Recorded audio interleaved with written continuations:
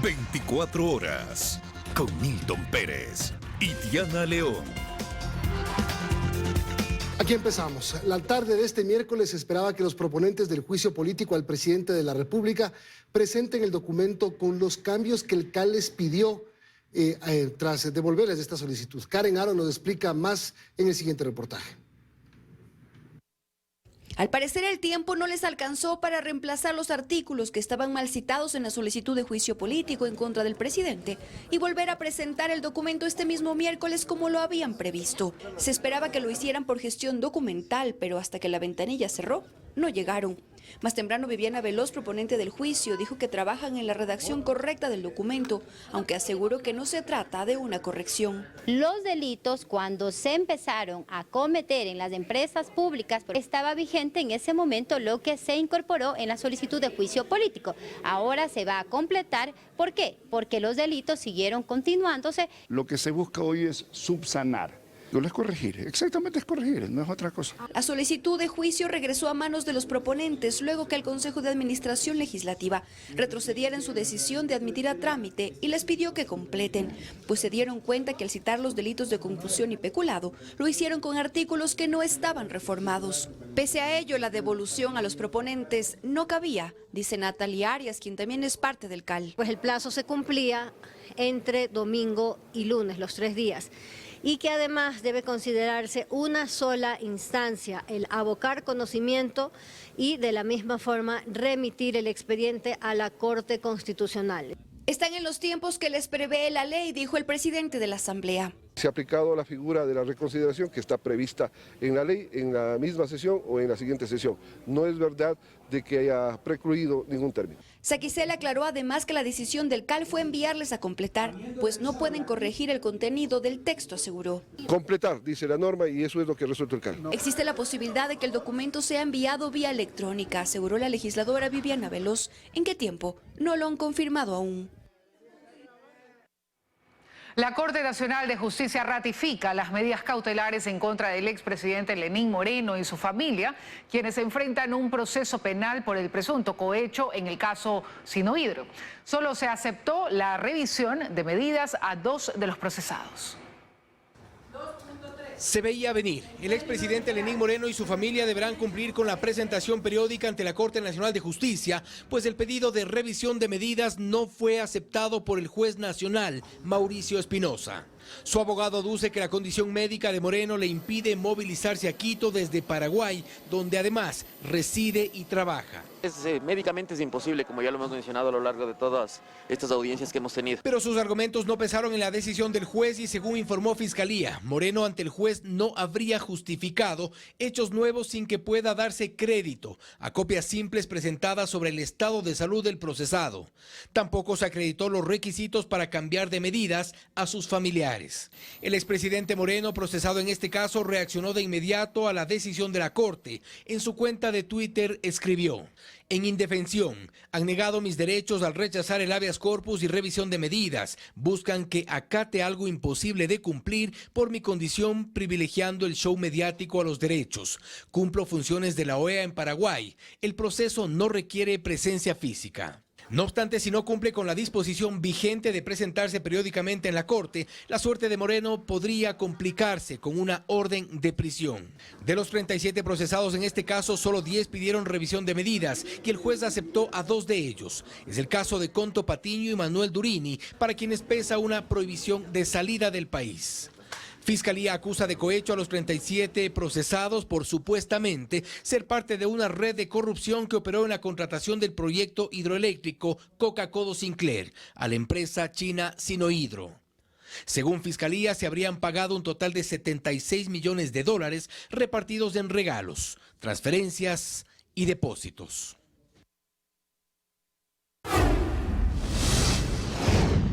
La directora de la cárcel de mujeres de Esmeraldas resultó herida, esto tras un atentado en el que 2 de sus acompañantes fueron asesinados. Recordemos que esta provincia todavía rige un estado de excepción decretado por el gobierno, pero la violencia no baja. Gregory Rosero nos cuenta más. La directora de la cárcel de mujeres de Esmeraldas, Marianela Valencia, fue víctima de un atentado mientras se movilizaba en un auto por el sector de San Martín de Porres Bajo, al norte de la ciudad. Durante la noche de este martes 21 de marzo, la funcionaria sobrevivió al ataque, al igual que una servidora de seguridad de vigilancia penitenciaria. 2 sujetos a bordo de una motocicleta dispararon en repetidas ocasiones contra el vehículo en donde se transportaban, entre ellos la directora de la cárcel de mujeres, pero su sobrina y su ex cuñado fallecieron producto de este ataque. Las otras 2 acompañantes de Valencia también sufrieron lesiones. Pese a que solicitamos una entrevista con la Policía Nacional para conocer más detalles, en un breve comunicado el gobierno nacional indicó que rechazan enérgicamente el repudiable atentado en contra de la directora del Centro de Privación de Libertad de Esmeraldas, número 1. Además señaló que los actos violentos no detendrán el trabajo emprendido por el gobierno nacional, por la gobernanza, el control y la seguridad en los centros de privación de libertad a escala nacional. Según información extraoficial, la funcionaria en días pasados habría recibido varias amenazas, ya que presuntamente habría sido parte de un sumatorio administrativo. Cabe indicar que hace unos días también fue atacada la directora de la cárcel de mujeres en Guayaquil, quien sobrevivió a los disparos en contra del vehículo en el que se movilizaba por la vía Daule. 13 personas procesadas por extorsión en Quito han incumplido la disposición de presentarse ante las autoridades. La policía debe volverlos a ubicar en medio del malestar que nuevamente desencadenan controvertidas decisiones judiciales. Carlos Acoto nos cuenta que no se trata de un caso aislado. Se trata de un caso que continúa generando debate. A inicios de marzo, la policía montó un operativo que derivó en la captura de 12 extranjeros y un ecuatoriano, acusados de extorsionar a propietarios de locales comerciales en Quito. En medio de un cruce de acusaciones entre jueces, fiscales y la propia policía, a ninguno se le dictó prisión preventiva. Es decir, se les permitió que se defiendan en libertad. Este martes, el ministro del Interior, Juan Zapata, reveló que los procesados ya no se presentan ante las autoridades como se había dispuesto. El tema de la banda de los venezolanos, tenemos información que ya no se presentan en las unidades judiciales. Entonces, son medidas cautelares que toman alternativas y que no se las cumplen, ¿no? Y ante el incumplimiento, una vez revocadas las medidas alternativas a la prisión preventiva que se les otorgó, la policía debe volver a buscarlos, debe volver a detenerlos. No se trata de un caso aislado. Esteban Valencia es el subdirector nacional de la Policía Judicial. Quienes registran más de 10 detenciones en lo que va del 2023 son 85 personas. Quiere decir que lógicamente ahí está reflejado el trabajo de poner a disposición de la autoridad competente. En los registros constan varios casos. El de alias Shaggy, por ejemplo, detenido en Naranjito el 25 de agosto de 2022 con un arma de fuego y procesado por presunto secuestro. A mediados de febrero de 2023 la policía lo volvió a detener por el mismo delito. Había salido de prisión tras presentar un habeas corpus. A finales de febrero, también en un caso de secuestro, en un operativo la policía se topó al mismo menor de edad de apenas 16 años, al que habían detenido en junio de 2022 por participar en el mismo delito. Al 2023, desde enero a marzo 19, hemos tenido 16.670 aprehendidos a nivel nacional. Libres con instrucción fiscal, 182 presuntos infractores de la ley. Libres con investigación previa, 1.262 aprehendidos. Y medidas sustitutivas, 1.899.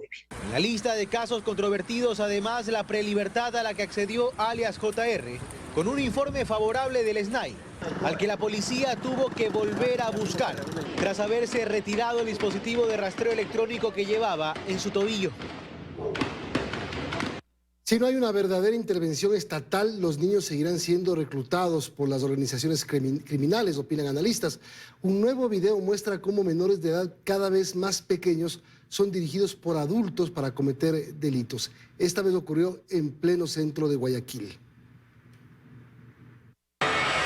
2 menores de edad corriendo entre el tráfico, o al menos eso parece, hasta que uno de ellos apunta al conductor de un vehículo y el otro, aún más pequeño, ayuda a abrir la puerta junto a otros 2 más y roban. Todos son menores de edad. Esto ocurrió en pleno centro de Guayaquil, pero veamos nuevamente el video y fíjese en el más pequeño. La pregunta al verlo es inminente. ¿Cuántos años tendrá? Quizá 11 o 10 años. Desde el MIES reconocen que son ellos los encargados de la prevención del delito en menores de edad, pero que hacerlo a veces es difícil. Cuando nosotros tenemos conocimiento, generamos esto que le mencioné previamente, Dayana. En principio, CNH es hoy apoyo familiar, que es el trabajar directamente con el entorno. No es fácil. ¿Cómo apoyar la postura sobre endurecer las penas contra los menores de edad frente a este otro video que circula en TikTok? Activo. Son tan pequeños que ni siquiera pueden hablar con claridad.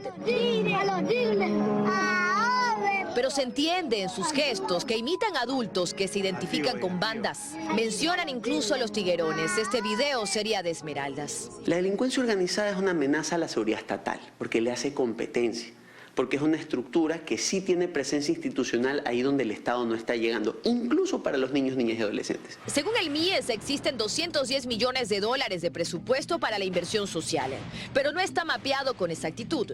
¿Quiénes son los niños que hoy están en riesgo de ser reclutados? ¿Eso ustedes tienen? ¿Un registro de ese tipo tienen? Mire, la identificación del nivel de riesgo no lo maneja el Ministerio de Inclusión Económica y Social, sí lo hace el Ministerio del Interior. Minapen de la policía dice, en cambio, que eso le corresponde al MIES. ¿De cuántos proyectos ustedes son parte para la rehabilitación de adolescentes infractores? Bueno, nosotros estamos en todo el país, todas las zonas interactúan de manera directa a través de la Subsecretaría de Protección Especial. Según la entidad, hay 49 psicólogos y 44 trabajadores sociales en la zona 8, Guayaquil, Durán y San Borondón. Pero hay espacios donde ellos no pueden entrar. La pregunta es, ¿podemos de alguna manera señalarlo a él o a su familia como los únicos responsables de su participación en estructuras delictivas? ¿O nos damos cuenta que ahí donde hay desatención está floreciendo el crimen organizado? En lo que va del 2023 ya se han detenido a 500 menores de edad. Pero ¿qué pasa con los que vienen detrás? ¿Cuál es la respuesta para estos niños? ¿Están condenados? Activo. Más de 1 tonelada de cocaína fue decomisada por la policía en el peaje de la vía Daule-Novol en el Guayas. Durante el operativo denominado Jaula, los agentes detuvieron a 2 personas que estarían involucradas en el traslado del alcaloide que se encontraba camuflado en un vehículo tipo cabezal, el cual tenía un compartimento donde la cocaína estaba oculta. En el lugar habían 1.128 paquetes con la sustancia ilícita. Estos bloques tenían logotipos y siglas similares a los que usan las bandas de narcotraficantes para marcar la droga.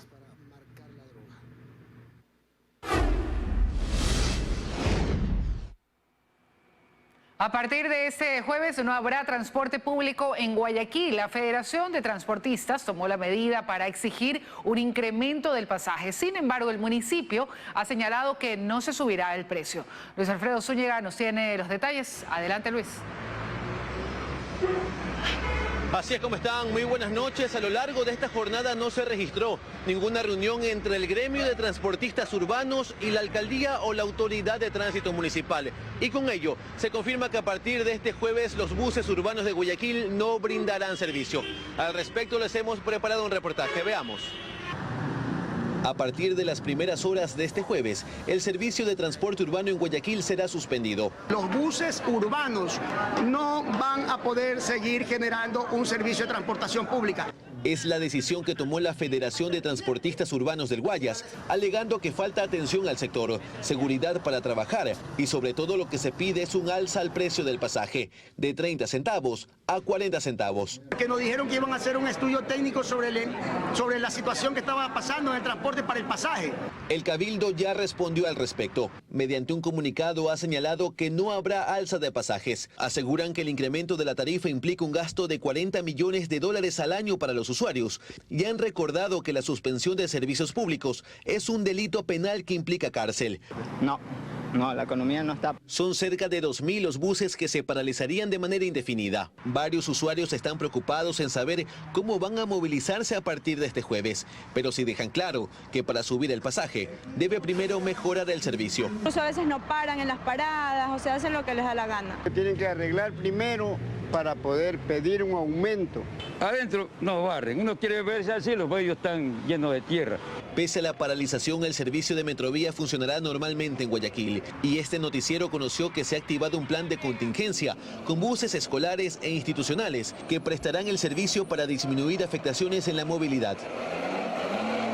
Según se nos ha informado, serían cerca de 3.000 los buses entre escolares e institucionales que brindarían el servicio a modo de contingencia mientras dura el paro de buses urbanos en Guayaquil. Es la información a esta hora. Continúan con más en estudios. Muy buenas noches. Buenas noches, Luis. Mañana veremos cómo se desarrolla la jornada y aquí los mantendremos informados. Vamos a hacer una pequeña pausa, amigos, pero enseguida las poblaciones aledañas a la zona donde cayó el puente sobre el río Blanco se dan modos para seguir con su actividad económica. Además, el expresidente de los Estados Unidos, Donald Trump, en la mira de la justicia, es acusado de encubrir el pago de $130.000 a una actriz porno. Les damos los detalles al volver. Seguimos, amigos. Hasta la mañana de hoy, barrios del sur de Guayaquil continuaban anegados debido al desbordamiento del río Guayas y el estero Salado, ocurrido la noche del martes. Tramos de la avenida Malecón y sectores del norte también quedaron bajo el agua debido al aguaje y la marea alta. Luisa María Heredia nos cuenta. Así amaneció el Cristo del Consuelo sur de Guayaquil este miércoles inundado. Esto tras el desbordamiento de los ramales del estero Salado registrado la noche del martes 21 de marzo. En el centro, la avenida Malecón se anegó. Ocurrió lo mismo en el norte, en el sector de Urdesa y en la avenida Benjamín Rosales, a la altura de la terminal terrestre. Según el Instituto Oceanográfico de la Armada, un periodo de aguaje provocó que el agua del estero y del río Guayas suba por los sumideros, inundando calles y barrios. Lo que hubo este martes fue la influencia de dos factores. El incremento del nivel de agua producido por la marea. Estas condiciones se mantienen hasta el día 24. Y el aumento del nivel del agua por aumento de caudal que viene desde la cuenca alta del río Guayas. A las 19:25 de este martes exactamente, según los reportes del INOCAR, la marea alcanzó su punto máximo en el río Guayas y así continuará. La situación se podría agravar con el nuevo pronóstico de lluvias que hay. Para estos días, el INAMI prevé precipitaciones intensas y tormentas eléctricas en el litoral. Guayaquil en este caso se mantiene un nivel de intensidad fuerte con tormentas eléctricas aisladas. Esta alerta estará en vigencia justo hasta el próximo viernes 24 de marzo. Mes de abril ya comienza a ver las atenuaciones. El municipio de Guayaquil reaccionó ante la situación. En un comunicado publicado señaló que esto también está vinculado al cambio climático que ocasiona un aumento del nivel de las aguas. Un calentamiento muy rápido del Océano Pacífico afecta la cota máxima de las mareas que se van generando cada 15 días y esto se va a repetir hasta el día viernes o sábado. Es posible ver escenarios similares a lo que vieron el día de ayer. Desde la parte técnica se considera también que contar con el dragado del río Guayas ayudaría. Lo que se hace es aumentar las profundidades en los cauces principales. Obviamente sirven para que el río vaya recorriendo por su natural cauce. Hay 70 sectores identificados como vulnerables en el puerto principal en los que se hacen trabajos preventivos, como la limpieza de alcantarillas. Y ahora damos un vistazo a la dinámica con la que transcurren los días en el kilómetro 166 de la vía Calacalí, La Independencia y sus alrededores. Ocurre tras la caída del puente sobre el río Blanco por la fuerte temporada invernal. Ha pasado casi una semana desde que el puente sobre el río Blanco cayó por el invierno, dejando muchas necesidades, entre ellas la de movilizarse. Llegamos al sitio para conocer sobre la dinámica del momento en el nuevo puerto que tendrá vigencia por algún tiempo. En estas lanchas tipo canoa se movilizan a diario decenas de personas de un lado al otro, desde Puerto Quito hasta la provincia de Esmeraldas. El valor que cancelan por ser cruzados de lado a lado es de 50 centavos por persona y $1 si se trata de motocicletas. Le ponemos 10, 12 personas. ¿Ya? ¿Es normal? Sí, va liviana la canoa. Este servicio se complementa en tierra con buses urbanos. Se tuvo que hacer cambios en las rutas para cubrir la necesidad de los pasajeros. Se movilizan unas 300 personas a diario. El golpe colateral se va haciendo visible con el pasar de los días. Más de 30 comerciantes de la zona Esmeraldas han quedado a la deriva y con el tiempo en contra. Comerse la fruta para que no se dañe. Igualmente tenemos créditos y esos créditos nos van a esperar los bancos. ¿Por dónde puede pasar el turismo acá? No hay puente. Del lado de Pichincha el panorama es diferente. El desastre natural ha dado nuevas luces al comercio. Rápidamente se improvisaron cabañas para la venta de alimentos, productos y servicios. Armar kiosquitos con el fin de hacer preparativos, comida rápida. Hemos metido por aquí cualquier cosita como para trabajar. Lo ha ido muy bien hasta ahorita. 45 días y 1 año y medio son los plazos que se conocen por el momento respecto a soluciones. Ciertamente esto va a tomar tiempo en resolver, pero cada día que perdemos es un día más de incomodidad. La Secretaría de Gestión de Riesgos afronta los estragos de las lluvias, las consecuencias del sismo y la alerta por el volcán Cotopaxi. Todo esto en medio de una reestructuración tras quedar debilitada en el anterior gobierno. Carlos Acoto conversó con el titular del organismo y nos explica.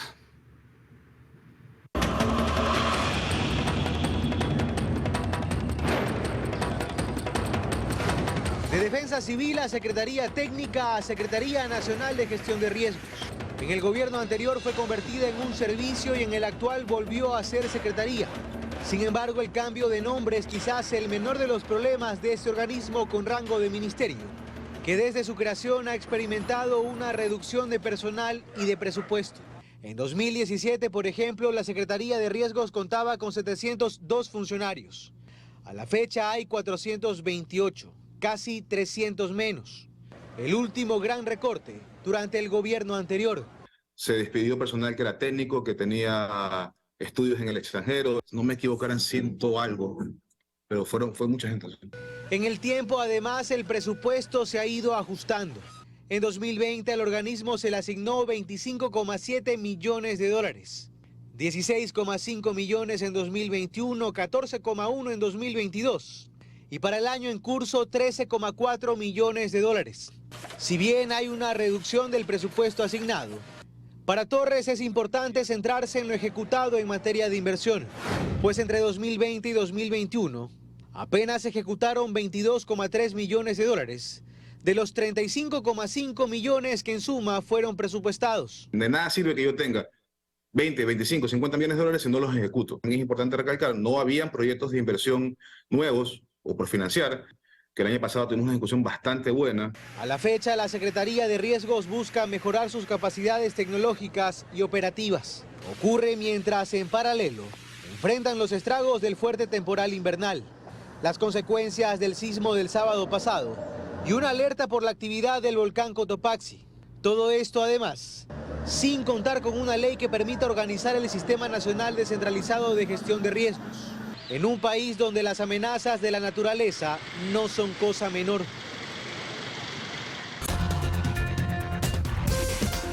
Atención, finalmente el ex secretario de la SENAIN, Pablo Romero, que cumple sentencia en la cárcel 4 por el secuestro de Fernando Balda, está en libertad. El SNAI, mediante un comunicado, acaba de informar que una vez que el juez de Yaguachi emitió la boleta de excarcelación y se subsanaron las inconsistencias que demandó el SNAI, ha procedido a dar cumplimiento con la orden judicial y ha puesto en libertad a Pablo Romero. Además, el SNAI dice que presentó una solicitud de revocatoria de la medida cautelar concedida en favor de Pablo Romero y se mantiene a la espera de que el juez competente dé un pronunciamiento. Entonces, en libertad, el exdirector de la SENAIN, del gobierno de Rafael Correa, Pablo Romero.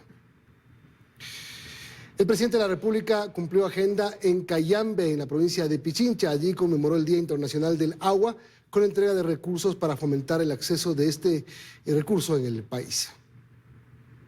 Uno a uno, los alcaldes de 7 municipios fueron levantando con emoción los cheques con los que podrán brindar una mejor calidad de vida a su comunidad. En total fueron 14,2 millones de dólares que el presidente de la República, Guillermo Lasso, entregó a GATS municipales. 1,6 millones a Ceballos, 210.000 a Huaca, 3,5 millones a Joya de los Hachas, 548.000 a Río Verde, 2,1 millones a Sosoranga, 4,7 millones a Sixic y 1,4 millones a Pelileo. El proyecto de una planta de tratamiento de aguas residuales en las comunidades bajas de mi cantón van a permitir que 3.000 familias aproximadamente puedan adquirir una vida digna. Con este dinero se realizarán estudios y obras de agua potable y alcantarillado, pues en el país 2 de cada 10 personas no tienen acceso a agua potable y 4 de cada 10 consumen agua contaminada. Los más perjudicados son los menores del hogar. 350.000 niños en las zonas rurales y 80.000 niños en la Amazonía. Además, con estos proyectos se beneficiarán 186.000 ciudadanos. La entrega coincidió con el Día Internacional del Agua. El Banco de Desarrollo del Ecuador ha entregado a los gobiernos autónomos descentralizados 725 millones de dólares para diversas obras. De este monto, 184 millones han sido solo para agua potable y alcantarillado. Más tarde, el presidente acudió a la parroquia Cangagua del Cantón Cayambe. Allí inauguró la unidad educativa intercultural bilingüe Dolores Cacuango. Junto a la ministra de Educación, María Brown, realizaron un recorrido por las instalaciones, donde los alumnos recibirán clases en quichua, preservando su cultura y tradiciones. Actualmente en el país hay 1.736 centros educativos similares, que acogen a 156.000 alumnos y 9.500 profesores. Mediante decreto ejecutivo 695, el presidente Lasso dispuso que las entidades financieras con un 50% o más de capital o fondos que provengan de recursos públicos ya no estarán bajo el control y vigilancia de la Contraloría General del Estado. Desde ahora, estas entidades serán controladas por la Superintendencia de Bancos. El decreto establece además que la Contraloría sí podrá realizar controles sobre el capital pagado y la distribución e inversión de utilidades que corresponda al inversionista del sector público. La red de salud pública tiene un déficit de 19.700 profesionales. Al momento se registran dos problemas para cubrir esta brecha. La primera es la dificultad para que los médicos generales se especialicen por los altos costos que esto implica, y la segunda es que muy pocos quieren trabajar en zonas rurales. Las medicinas y los insumos no son lo único que falta en la red de salud pública. Tampoco hay la cantidad de profesionales necesarios. El déficit bordea los 19.700 a nivel nacional. Pero esa brecha, dicen las autoridades, no es de ahora. Es una deuda de varios años que hoy aseguran se busca superar. La planificación es completar el cierre de esta brecha en 2 años. Este año nosotros tenemos aproximadamente una planificación de 11.000 personas para incorporarse. Hasta el momento nosotros ya tenemos contratados más de 2.500 personas. El mayor déficit se registra en el primer nivel de salud, es decir, en los subcentros. Y las provincias más afectadas por esta carencia son Carchi, Imbabura, Esmeraldas y Sucumbíos. Allí, por ejemplo, se requieren alrededor de 2.000 profesionales y solo hay 500. Mientras tanto, en el segundo y tercer nivel de atención, al déficit se suma otro problema, la falta de especialistas. Cerca de 30.000 médicos generales en el país que no tienen acceso a posgrados. La carrera de Ciencias de la Salud es una carrera costosa. Luego que tú te gradúas, luego de 6-7 años, tienes que empezar a producir, empezar a trabajar. Si tú no tienes una beca, tienes que depender nuevamente de tus padres durante 4 o 5 años para que te subsidien estos estudios. No todos los médicos, después de una larga y dilatada carrera, están en la capacidad de seguir sacando de su peculio. Pagar una especialidad puede costar entre 16.000 e incluso alcanzar los $60.000, por lo que muy pocos pueden acceder. Por ello, el gobierno dice que está trabajando ya en un programa de becas que arrancará en mayo de este año. Incluye un financiamiento de $362 millones en el que se van a formar 5.500 profesionales de la salud. Pero la viceministra de Salud sostiene que a la falta de especialistas se suma otro inconveniente. Cuando estamos contratando para irnos al oriente, a Morona, Santiago, a Zamora, a Esmeraldas, nos resulta muy complicado conseguir personas que quieran irse a trabajar a estos lugares. Y mientras esto encuentra solución, son los ciudadanos quienes siguen esperando por recibir atención.